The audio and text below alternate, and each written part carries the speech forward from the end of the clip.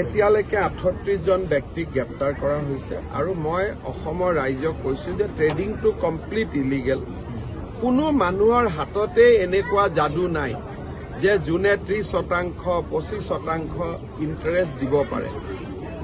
এপৰ জৰিয়তেও হৈ আছে, মেনুৱেলিও হৈ আছে আৰু এই দুইটা বস্তুতে ষড়যন্ত্ৰত নপৰিবলৈ অসমৰ মানুহক মই অনুৰোধ কৰিছো। জমা টকা এনেকে কোনোবাই লৈ যাব, এইটো কেতিয়াও গ্ৰহণযোগ্য নহয়। আৰু আপোনালোকে এপৰ মানুহবিলাকক দেখিছে ডুবাইত যোৱা, কৰবাত কেনেকৈ তেওঁলোকে এটা লেভিছ লাইফষ্টাইল তেওঁলোকে মেইনটেইন কৰে।